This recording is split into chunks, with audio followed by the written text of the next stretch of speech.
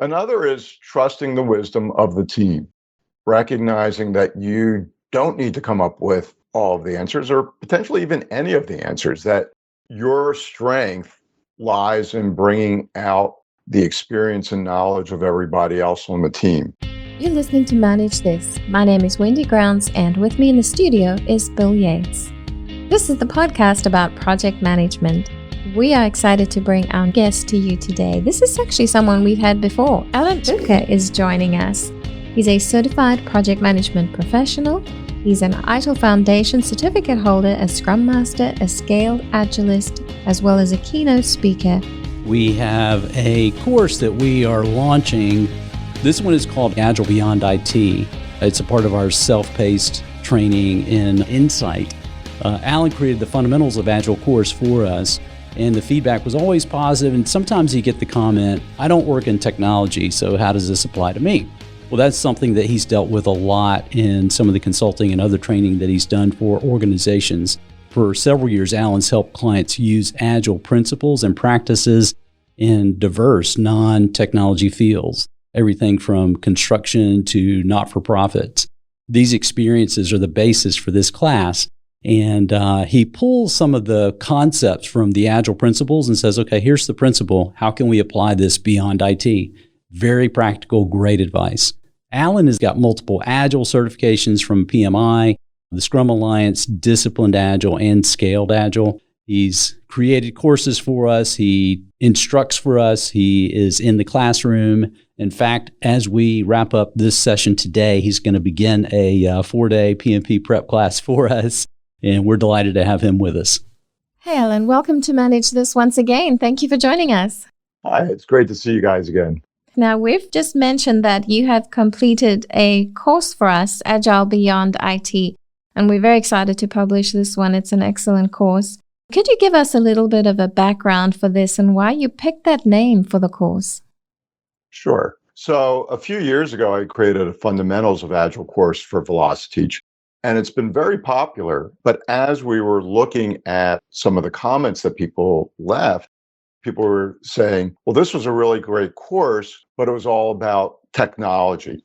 And I'm in a non-technology area. How can I use Agile? So we had some conversations and we put together a course for people that aren't in technology. And it just so happened that around the same time, I was thinking, how do I begin to sort of coalesce and distill some of the ideas I had around Agile, because I've been working with very non-traditional organizations and teaching them Agile techniques to better manage their work. Like I've done a lot of work with nonprofits, and that's really been very interesting to show them, hey, you can use these Agile techniques, and they love it. Alan, I'm going to quote Alan at Alan. There's a key concept that you share early on in the course, and I'm going to quote it. As the profession evolves, successful project managers will be pragmatic and select the best practices based on the project context. In other words, the lines between traditional and Agile project management will blur, and we will pick the best tools and practices based on our project's needs. I love that. I completely agree with that. But let's dig into it a little bit further. How do you see the lines blurring? So I think if we look at project management or the history of project management, traditional project management really came from construction, really from engineering, and the expectation that we can design something and build it. And if you're looking at an office building, that's what they do. It turns out that my son-in-law is a construction project manager and has worked on some big buildings here in the DC area. So you've got your designs and your specs. You bring in the guys that do the excavation and the concrete guys, and they pour the floors. And then you bring in the plumbers and the carpenters and 3 different types of metal workers. And it works where you've got a good design.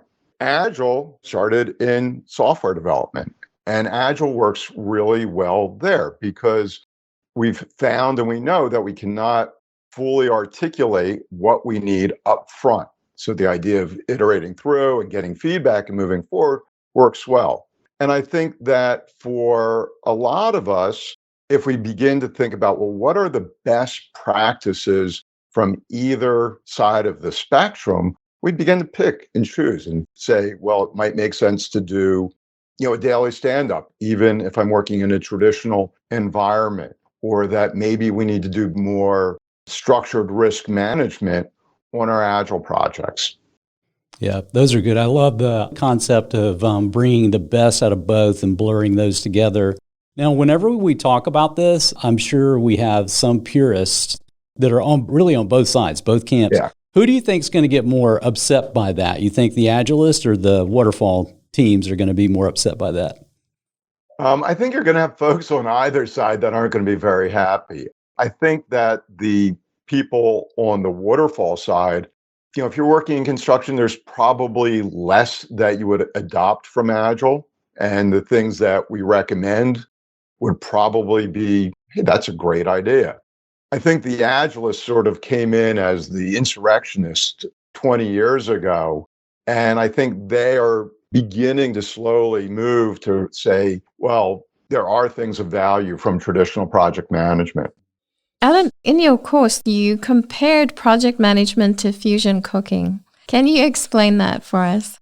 Sure. I think that originally one of the ideas I was thinking of, or the titles of the course I was thinking of, was, Agile Fusion or Project Fusion. I like the idea of blending and mixing. So I think in the course, I talked about this great sushi restaurant that I go to in Mexico, where they're making traditional sushi, but then mixing in Mexican spices and peppers. Or there's a place here in DC where there's eggs Benedict, and then they use beef bulgogi as the topping. And I think it's just the idea that there's all these really great ideas that we can share and we can mix. And if we don't think about things in this very compartmentalized way, just phenomenal, inventive, creative things can happen. You make me think of, I like watching Beat Bobby Flay. The famous chef Bobby Flay. There's a show where people are trying to come on and beat him. And he's always taking some traditional recipe and adding his own style. And it's usually some kind of like a serrano pepper or something that he adds to it that just takes it to another level. And the judges love it. So there's that idea of fusion. There's so many little pieces that we can pull from Agile practices that are very applicable and very helpful in those environments. And that's what I appreciate about the course. We'll get into the details, but instead of saying, okay, you must do this, it's more of a, hey, consider the mindset behind this. Consider the mindset of Agile in this, and what is something from that? If we look at that mindset, how can we take that and move that into the way that we're managing projects? A vital point that you make is that Agile, don't think of it as a methodology as much as a mindset. Talk more about that. So I came to project management from economics. I have my master's degree in economics. And so I was the accidental project manager.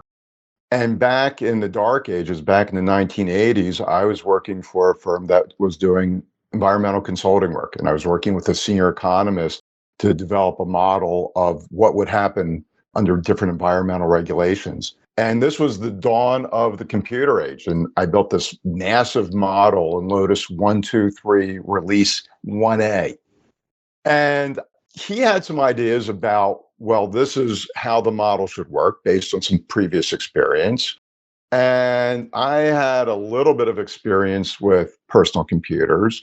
And so we would build a little bit, and then we would troubleshoot, and we would go back and we would review. We started out with a model that was, I don't know, maybe half of an alphabet long, and ended up with one that was so big, it was 3 alphabets long. And we had to bring in the data files one by one and run them and then aggregate them because of the capacity of the computers. And so that was really my first experience doing, software development. And then I went to work at the Treasury Department, worked with the New York Fed to automate the Treasury security auctions. And this was 1991. And my lead developer said, well, we're not going to use the traditional approach. He said, I found a tool that would allow us to sort of do screen mock-ups and screen prototypes, and that's how we're going to build the application. So we mocked up some screens, first just drawing things on paper and then putting it into the tool, creating a little bit of scripting behind it. In 6 months, the system was essentially built. And if we were doing traditional methods, we wouldn't have been into the design at the 6-month point. And so I was doing all of these Agile things, and I realized that how we work together And how we organize the work is more important than a particular methodology. And then let's consider that the founders of the Agile Manifesto represented about a half a dozen different frameworks and methodologies. And they were really looking for what are the commonalities that we have in terms of the themes. Alan, we also talk about agile teams as being self-organizing and self-managing. Where does this idea originate? So the idea of self-organizing, self-managing teams comes from a classic article in the Harvard Business Review. I think it was in the mid-'80s. It was two Japanese professors, Taguchi and Nanaka, and they wrote this article called The New Product Development Game. And they talked about some of the leading companies like Fujitsu and IBM and Honda, and how they would create these teams that they would specifically put off site and say, figure out how to solve these problems. And that's where the word came from. And I think that when we talk about agile concepts, I think the word self-organizing, self-managing teams is probably one of the ideas that's hardest to understand and hardest to wrap our heads around. And rather than thinking about this as, a group of people where there's no decision making because we're all trying to reach consensus, really think of a situation where we have a vision of what we're trying to achieve and we're empowering people to figure out the best way to solve those problems. I think that word of empowering, that really resonates with me. It's no longer, as a team member, I'm not just sitting there waiting for Alan to tell me what to do. Well, he's my project manager. I'm going to wait. I've done the stuff that's on my list. We've got a team meeting on Friday, so unless I hear from him before Friday, I'll just sort of document a few things, clean up a few things. But he's my manager. I'm going to wait until he tells me. It's a different mindset with Agile. Right. And I think that really ties into the idea of unlocking the creative energy of our team members. If we're working in knowledge work, which almost all of us are these days, we need to recognize that the folks that work for us are at least as well educated and probably as smart as we are. And if we tell people what to do, then they'll do what we tell them. But if we invite them to be part of finding the solution set, we'll come up with lots of different ideas. And for most of the problems we're trying to solve, there is not just one simple solution. So I think that's a real critical piece in terms of adopting the Agile mindset. Alan, when I started working on this podcast, my project management knowledge was very limited. Heard the word and that was about it. So a lot of it has been learning as I go along the job. And I've absolutely enjoyed going through your course, and I've learned a lot from your courses as well on project management. But I try and pop questions in for the rookie project manager into our podcasts. Things that I would want to know. I'm sure there's other people out there that would like to know as well. And one of my questions is, what do the terms iterative and incremental mean? How would you describe those words? So I'm going to actually just even pull that back even a little bit further. I think Agile is a very natural way of organizing projects and organizing how we do things. One of the metaphors I use is kids playing at the beach and building a sandcastle. If you watch kids building a sandcastle, they don't have a plan and they don't map it all out. They start building. And that's the idea of being incremental. We will build things in pieces.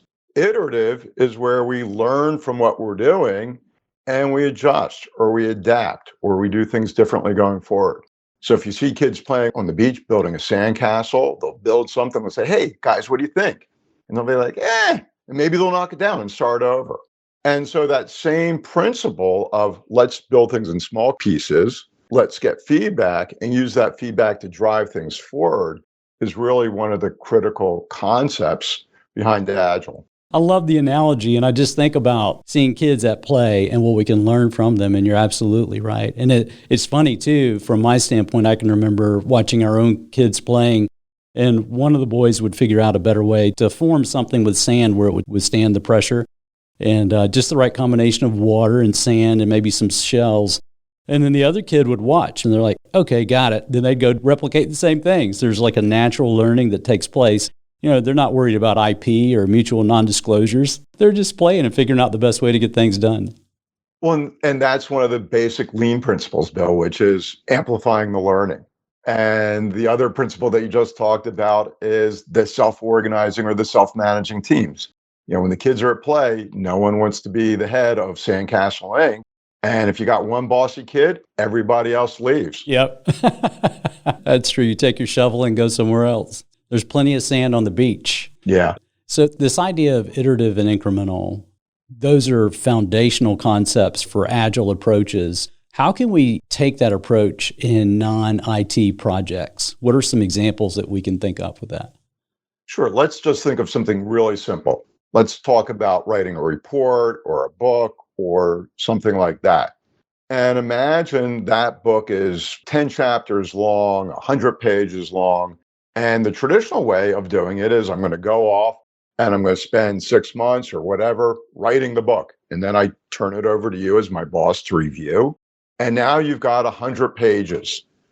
And an agile approach is as I complete each chapter, or maybe even each section within the chapter, I'm going to share it with you.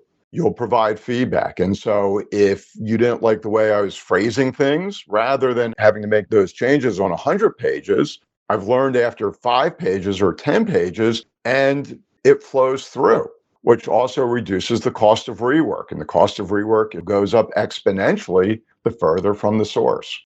Something else that I wanted to find out more about was lean. You talk about lean and you talk about the house of lean. Can you describe what that is?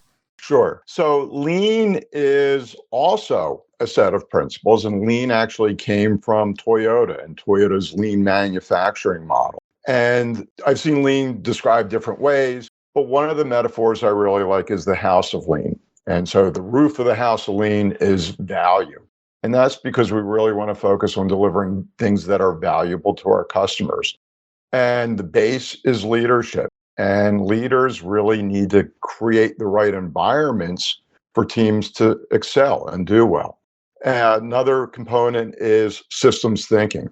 And that's a very fancy way of saying we need to consider the entire process and how everything works end to end to avoid optimizing a specific piece. So typically what happens is we'll speed up the piece of work in one area, and all that does is create a bottleneck somewhere else down the line. Another thing that is really valuable is focusing on recognizing that people matter and having respect for people and culture. And I think today that's even more important than it was, 60 or 70 years ago. And the idea of continuous improvement, of always trying to get better at what we do.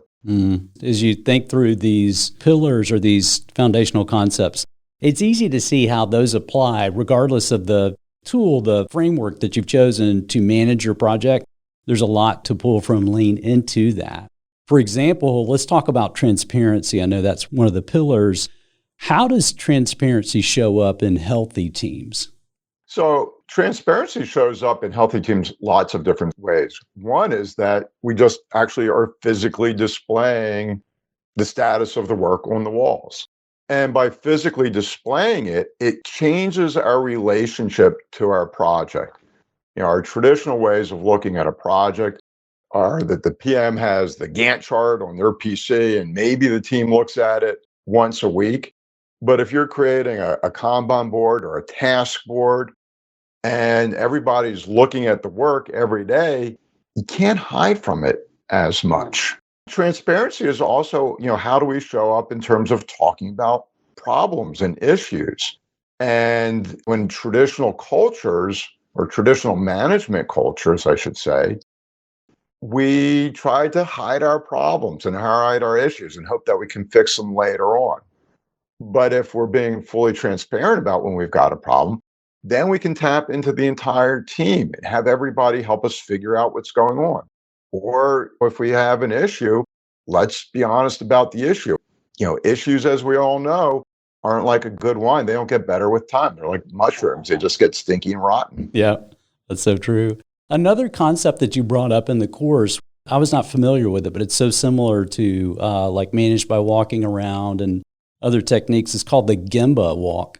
Describe the Gemba Walk. So the idea of the Gemba Walk, is literally means go out and see. And so when we're developing products or delivering services, it's a matter of going out and seeing how our customers are using that product or how they are responding to our service. It's literally get out of the offices, and go out and talk to the people. And one of the things that you'll find is that the preconceptions that we have are just wrong, because when we are developing something or building something, we come at it from an expert's point of view. And so we come at it with all these implicit assumptions. Several years ago, I was working with an HR department, and they had just replatformed all of the processes for doing all of the HR transactions.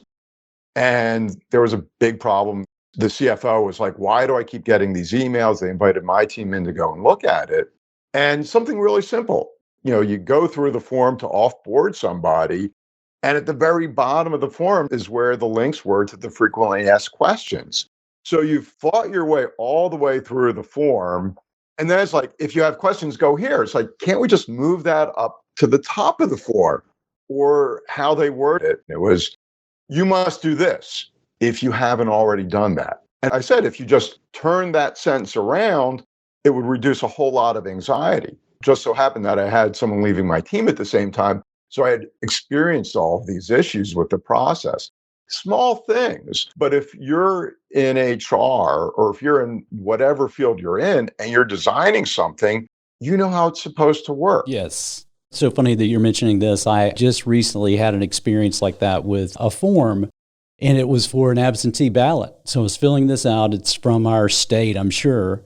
Think about all the thought that went into that, because of course there's a chance that people could get sued or agencies could be called out for this. And I'm looking at the form, and it's simply 2 pages. The first page makes sense. The second page, as I look at it, I'm like, I don't know that there's any reason that I need to have this second page. It's asking for some of the same information, but it's only if somebody else is going to fill out or vote on my behalf, if I'm not physically able to do that. And I'm looking at it going, there should be a clear direction on the first page saying, do I even need to fill out the second page? Only in these conditions. So, then I'm thinking, well, I've got to send the form in. If I only send in page 1, maybe they reject it. But what do I fill out on page 2? So somebody needs to do that Gemba Walk and actually get in the shoes of the customer and fill out the form as if they've never seen it before. And it's a hard thing to do.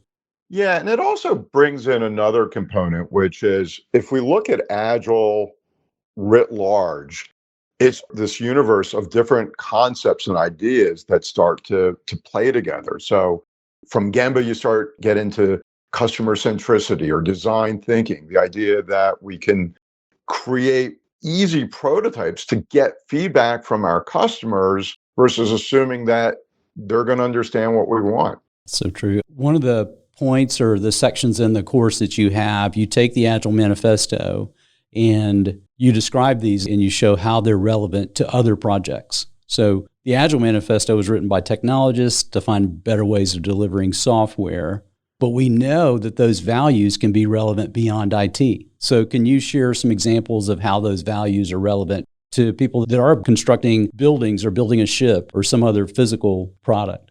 So I think if we look at the Agile Manifesto, you're right, it is very technology centric. They talk about building software. But if we replace software with solutions or products, then almost all of the concepts translate over, or even the first one, which is individuals and interactions over processes and tools.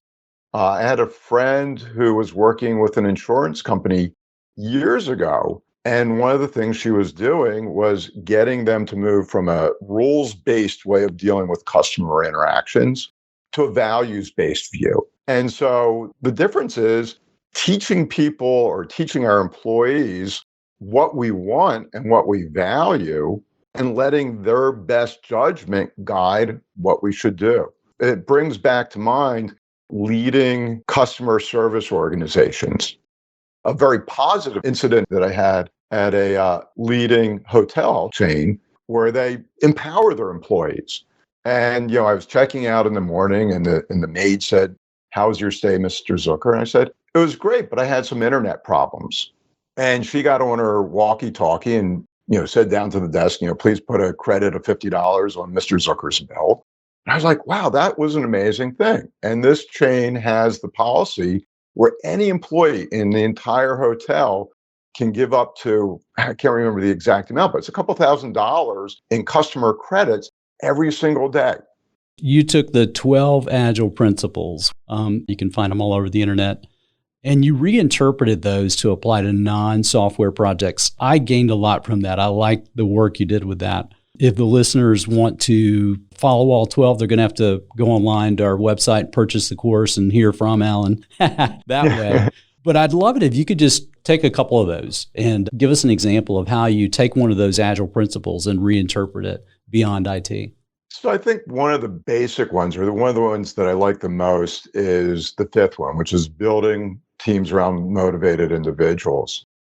And when we think about management and management theory, and we think about it from a historical perspective, we can really see how some of the traditional values that we created that really go back to the era of mass production, Taylorism and Fordism, really created an environment of command and control.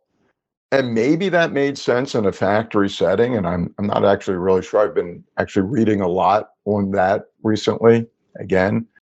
But, starting in the 1950s, you have Peter Drucker talking about knowledge workers, and knowledge workers use their brains, their minds to solve complex problems. And we see this shift, and we hear, McGregor talking about theory X versus theory Y, and then Maslow talking about theory Z, which is where you have people where the role of management is actually to help people be innovative and creative. And we've all been in this situation where we've worked on teams where people just click, where they work together. And we really should think about, well, how do we create that environment where people feel empowered and they feel valued? And if you even jump forward to, Dan Pink or McClelland, and they're talking about autonomy, mastery, and purpose, people want to feel they're doing something valuable. So a couple of months ago, as I was developing the course, I was listening to an Adam Grant podcast, and he was interviewing Esther Duflo, who's the Nobel Prize winner in economics. And she was talking about how people want to work and have a sense of accomplishment and a sense of purpose from what they're doing. And when people have that, they can do amazing things, even if it's just something, some manual work. Like I remember when I was working in a restaurant and working as a dishwasher. I've had a sense of purpose. It created grit for me, but people need that. There's a key word that you brought up, which was the word dignity. That's such a great word because those people that are leading teams, if they can embrace the idea that every person on this team has value and has a special skill set, my job as a leader is to bring the best out of each person and to treat each person with dignity, and for them in turn to treat each other with dignity, including the customer, whether they deserve it or not. But I love that word of dignity because in my mind, it puts everybody at the same level. And that's where teams really flourish, is when there's not a superstar, there's not a hero coming in at the end. Everybody's at the same level. Everybody's pushing and has the same passion to create the new product or make the enhancement or come up with a better way. And dignity is such a key for that. I agree. And I think even in any work environment, my younger brother's a special needs person, and he works at a major bank, and he's been there for over 20 years. And that job has given him such a sense of dignity and purpose in what he's doing.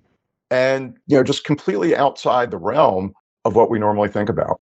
Alan, one of the concepts that I think we can take from Agile approaches and apply in all project settings is this idea of value stream mapping.